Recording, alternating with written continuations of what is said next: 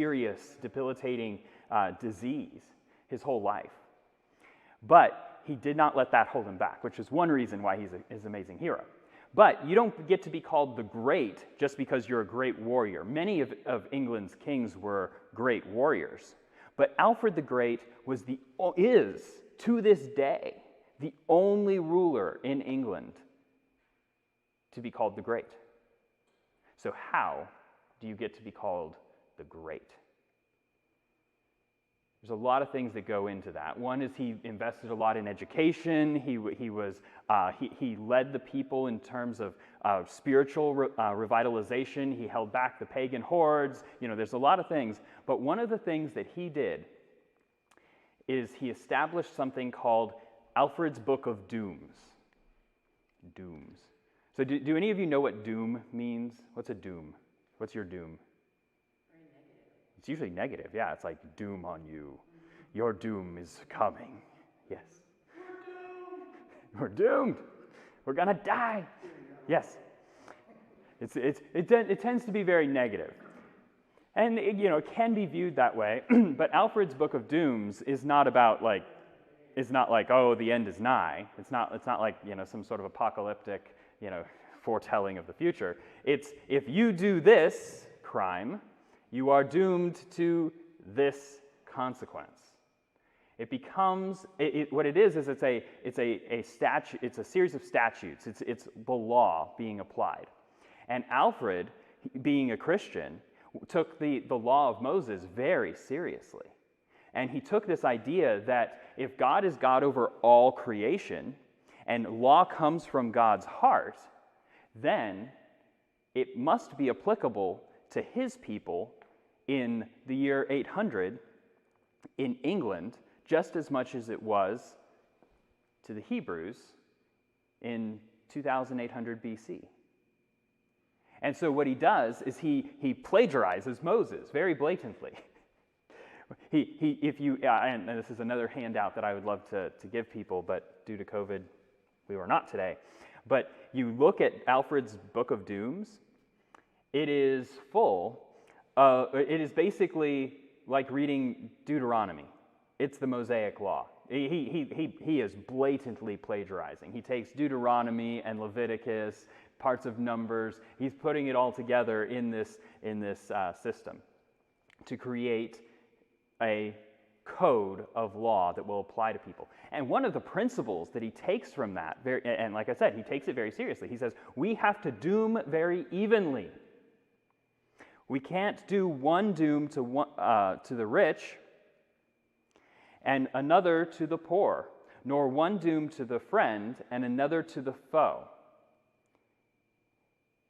If law comes from the Creator of all, and it flows from his heart, then it can't be different for you and for me. That's a huge principle.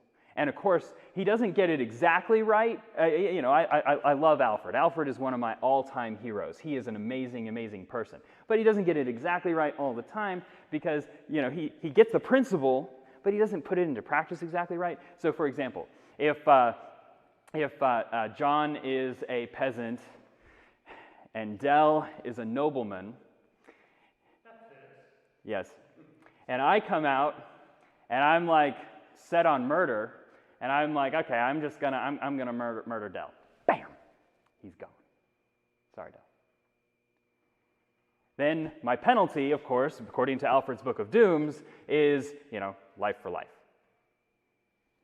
That's justice. But maybe I'm going to kill Dell, and I'm like, wait a second. That's kind of, if I get caught, I'm doomed. I'm going to go for John instead. I kill John. I get a penalty, but my penalty isn't quite as, it's not my life. It's a big fine. And then it's a smaller fine if it's a slave, and it's an even smaller fine if it's a woman. So he gets it right in terms of the crime. So if you turn it around, and Dell murders me and John murders me, the nobleman murders me, he gets the same penalty as if the peasant murders me. So he's got the crime side right, where it's even. We're dooming everyone evenly. It doesn't matter if you're a nobleman or a peasant, but the crime side is a little unbalanced still. So I guess the point is we're starting with Jerusalem, but there's a lot of room for growth, and we're going to take stuff from other places as well as we go along. So another question is, people are like, so does Moses impact us today? Well, yes. This picture here, this is a fresco from the Capitol, the United States Capitol building, and it's got Moses. And you're like, okay, well, that's not a big deal. They have frescoes of everybody in the Capitol, right? They've got Hammurabi, they've got Solon, they've got Napoleon, they've got all these different people. And they're all in the Capitol. Why would Moses being in the Capitol tell us that he was important in the development of our country? Well, if you are in the Capitol building, and I'm at the front, and I'm the Speaker of the House, I am standing here, or sitting here, at my seat. I'm in the well. I've got the big gavel. All the great lawgivers of history are frescoed above in the Capitol building, looking towards the front. All of them. So you've got Solon over there, he's looking at me. You've got Hammurabi over here, he's looking at me. They're all profile views facing towards the front. But right over the speaker, looking down straight, not a profile view, but looking straight down over our lawgivers in Washington, D.C., is Moses. He's looking straight down because he is the father of law. He sets the tone. Hammurabi may be earlier, there might be, there's all these other things, but Moses is the one who gives us that universal law. God is the king over all creation, and true law flows from his heart. So Moses is recognized in that position, even all these years later in a much more secularized world, because of his impact on history. So that's Moses. Any questions on Moses? I'm just nervous someone will want to remove it now. Yeah. I'll just be careful not to talk about this too much in the wrong circles. Yes, it's Moses. All right.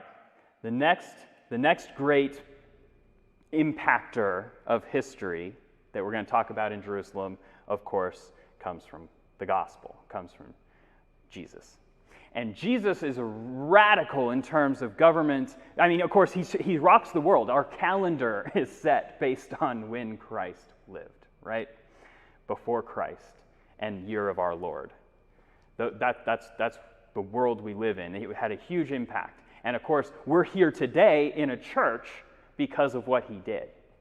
However, it's not just the religious side, but he also had radical things to say about so many things in life, including government. And I firmly believe the most important political principles that one can take away are two things that Jesus said. And he said, "Do unto others as you would have them others do unto you." It's called the Golden Rule. And this establishes so much that we're going to talk about later when we talk about democracy and when we talk about rights and all these different things, but it sets a core for it right at the middle. Do unto others as you would have them do unto you. It kind of gets to what we were talking about with Alfred the Great, right? Where you can't have different standards all over the place for people who commit a crime. It's like, oh, you're rich, therefore you only get a small penalty, and you're poor, so we're going to off with your head. No, not if we're going to uphold the Golden Rule, which establishes an evenness that's based on this idea of justice. It really gets to the core of justice. But do not, which is, fair. There's fairness there. And the other part about it, which is amazing, mind-blowingly impactful, is love your neighbor as yourself. Love your neighbor as yourself. That makes it hard to be a tyrant. But it also makes it hard to hate the tyrant.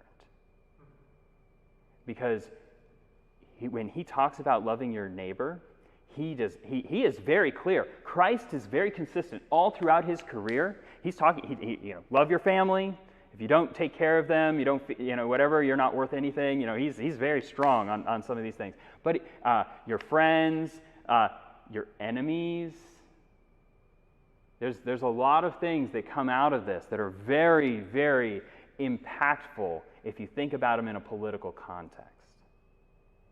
And I think, and politics is the art of figuring out how to deal with things you disagree with. Or, a community making decisions when there's disagreement. That's how I define politics. It's how we go through the process of making a decision when everybody disagrees or when there's different ideas out there. We have a process to figure that out. And if we have these two ideas at our core, do unto others as you would have others do unto you, and love your neighbor as yourself. And these are huge, huge principles in Christian doctrine and Christian teaching. In fact, the Bible's a big book, right? And there are a few things in there that have special titles that we remember and use to this day. One is the Golden Rule, and the other is the first and second greatest commandments. And the love your neighbor as yourself is the second greatest commandment. So these principles begin to work themselves into things. So how do we see them impacting things in Philadelphia? So what I'm going to do, since we're going to talk about Jerusalem and then apply it to Philadelphia, we're going to do that with Athens and apply it to Philadelphia and Rome and London. So in Philadelphia, we have the Great American Experiment, and I think that we can best view this by doing some comparison. So, I love these two paintings. I hope you can see them decently well. The first is the Spirit of 76. It's kind of an iconic painting that you can see that kind of is supposed to capture the heart and soul of the American Revolution. Very famous painting, very, it's a cool painting, but it also kind of captures that revolutionary spirit, right? The next painting is a painting called The Storming of the Bastille. And it's the iconic painting that kind of gives us a sense of what the French Revolution is. And, I love art, so we're going to do a little bit of art analysis here. What do you see in these two paintings? What do these paintings communicate to us, the viewers, as we consider them?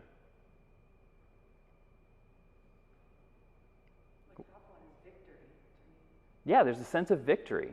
It's kind of bright. There's a sense of progression. They're moving forward, right? You see that they're literally there's three of them. They're all stepping forward in step, even. So you have that sense of progress, victory, like they've accomplished something. Determination. Definitely. And what I love is you look at their faces. The old guy is definitely very determined, right? The middle guy is very determined. What's the young guy doing? He's looking for them for some help. Yes. So what we see here is what the founders were. They were determined and they were moving forward, but they were looking to the past. The young guy is looking at the oldest guy. He's looking for that stability. They're looking to Moses. Yes, it's foreboding. It's got dark colors. It's got smoke, which makes it foreboding, right? The top one has smoke too, but it's a lighter smoke. It's like, yes, there's been a battle here, but we're moving forward. The sun is dispersing. Yes, the sun is dispersing. The battle's been won. This one is like, okay, it's communicating anger. What's that? Destruction, yes. It is not the smoke of a battlefield. It is the smoke of a burning fortress. And it's very personal. You don't see people's faces. Nope. Well, I see them coming out of destruction on the top and going into destruction and causing destruction at the bottom. Exactly. Like Portland. There's a sense of that, right? There's that sense of we're going to tear something down because it's so broken, it's got to be rooted out. It's got to be destroyed. The oldest thing in that second painting is the fortress. It's an ancient medieval castle. And what is being communicated is that they're destroying that past. Unlike the boy who's looking to the past for guidance. They're destroying it, they're burning it, they're tearing it down. They're storming that Bastille.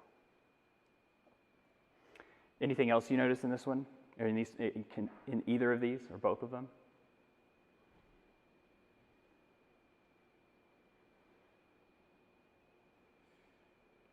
Yeah, the top one is headed to the future. It's resolutely moving forward. The bottom one looks like it's kind of collapsing in, like it's imploding. Mm-hmm. One looks organized, one looks chaotic. Yeah. Yeah, there's both of those things are very true, right? The American Revolution, it's trying to move forward. And they're moving forward with an eye to the past, whereas in the second one, they're moving into this dark thing to dismantle. I think the top one too, they're fighting for something or under something, which case is the flag. The flag, yes, good. The sense of these guys are fighting for a particular purpose, and there's nothing on the bottom that suggests what they were fighting for or what they felt they've achieved. Yes. Yeah, I think the flag is very significant. And you can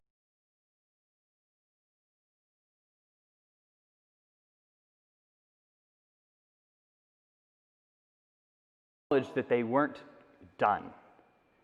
They had an ideal that they wanted to carry forward, but there was things that needed to be done. There was a sense that they're not perfect. They're not establishing the perfect world and then accomplishing the perfect world.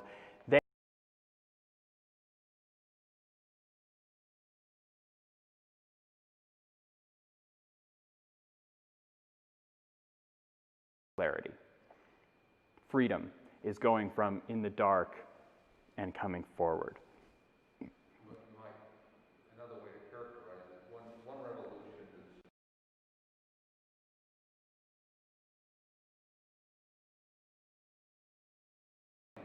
and starting all over again. Exactly.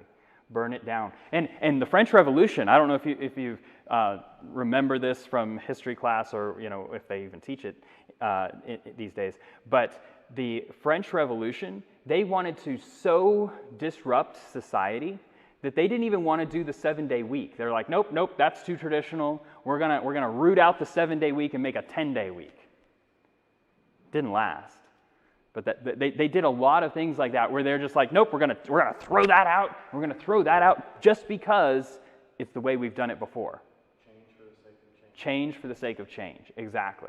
And I love this quote from Russell Kirk. He says, the principal difference between the American Revolution and the French Revolution was this. The American revolutionaries, in general, held a biblical view that of man and his bent towards sin, while the French revolutionaries, in general, attempted to substitute for the biblical understanding an optimistic doctrine of goodness advanced by the philosophes of the rationalistic Enlightenment.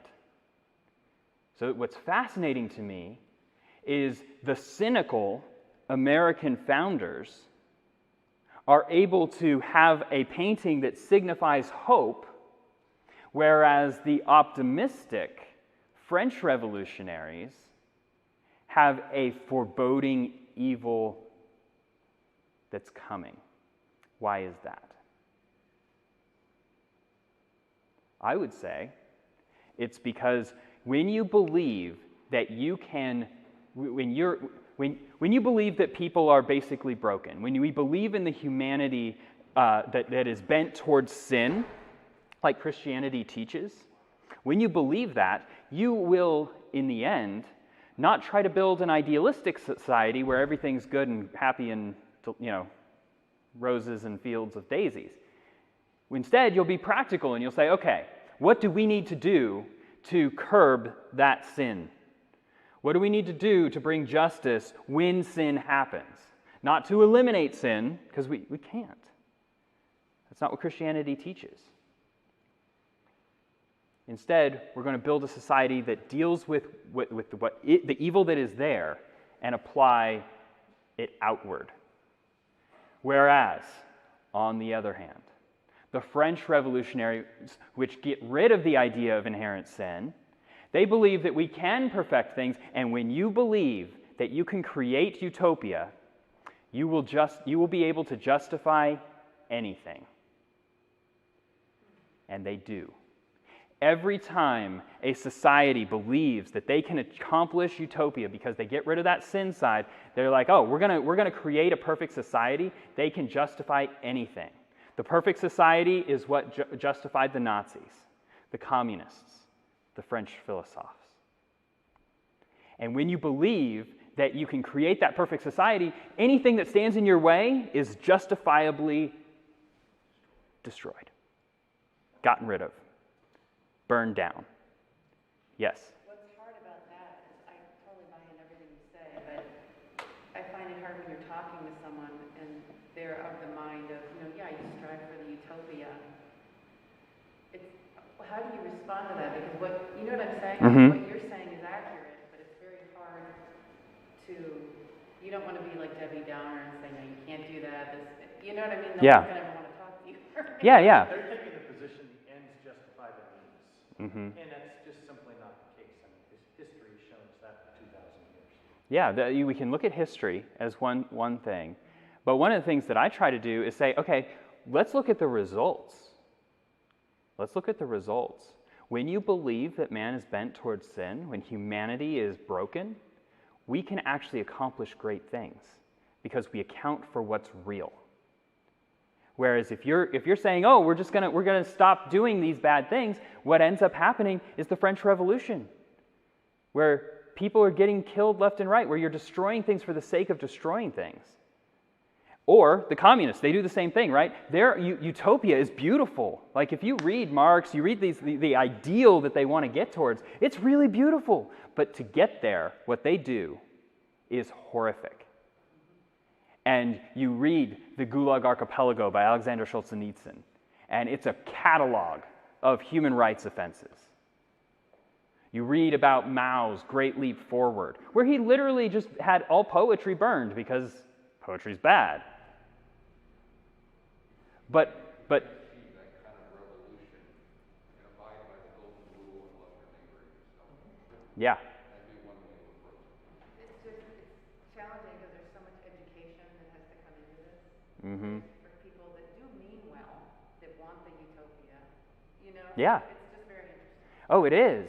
It is. And that's one thing that I try to teach people is we cannot naively try to step towards the future and believe that our ideology can't be one of perfection, that we're going for perfection.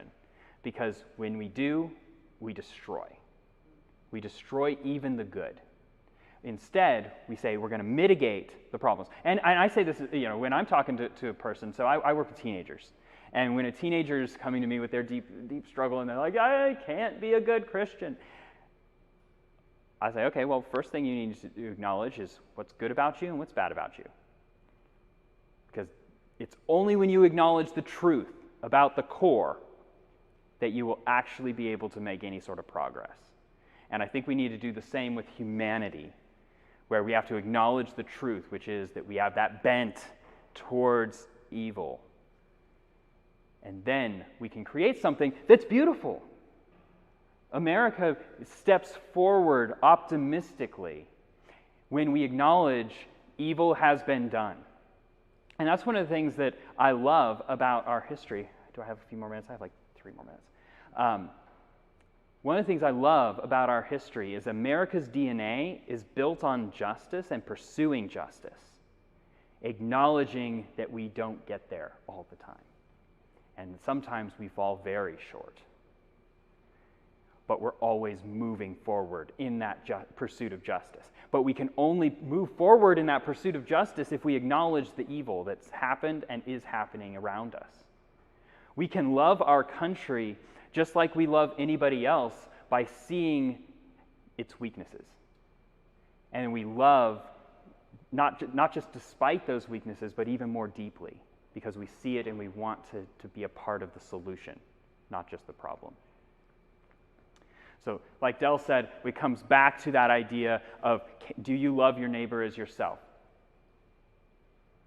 Can you do unto others as you would have them do unto you? Can you preserve that around us? So this is the first class of the series. We've got this one this week, and then next week we'll be diving into Greece with Athens. So we'll be talking about democracy, spoiler alert. Come with any questions you have. This has been great. I don't want to eat up any more of your time, but thank you all very much. Any questions before we vamoose? Why did you start doing this class? I started doing this class at our summer camp, our Generation Joshua summer camp down here at Patrick Henry College, because I believe that these principles are really important, and if we're going to get ahead of the education curve, somebody's got to start teaching it. So that's why. For this class here, I was talking about some of these ideas with Father Tom, and he's like, we should do that as an adult formation thing. And John's like, sure, we can do that. I don't know why they agreed to this, but How long you been doing it? probably 7 years. Nice. Yep. So, it just gets better every time, because when I ask like for comparison of these paintings, like the students, they all have different perspectives, right? So they're noticing different things. It's great. Yes. One quick question back to this. Uh-huh. Would you say that some of these more, like the French Revolution or some of the more utopianistic type of events, they do acknowledge evil, but the evil is usually something outside the person? Yes. That's one of the reasons why I really love Alexander Solzhenitsyn, because Alexander Solzhenitsyn, he saw the evil of communism up close and personal. He was in the gulags, and what he did is they would move him from gulag to gulag, and he would catalog and remember the stories of the people he met. And then he published it, gets Nobel Peace Prize, rocks the world with his Harvard commencement address. But one of the things, because he's a Christian, and he says, one of the most important things you got to realize is evil is not them versus us. It's not those evil people over there and us good people over here. The line between good and evil is not between us and them. The line between good and evil cuts through the heart of every man. Each one of us. Day in the life of Von Denisovich, that's Solzhenitsyn. Yep. And when it cuts through us, then that enables us to love our neighbor as ourselves, because we can see their evil, because we see our evil. We can do unto others as we'd have them do unto you, because it cuts through us. Yeah, good. All right, well, thank you all very much. I appreciate you. This has been fun.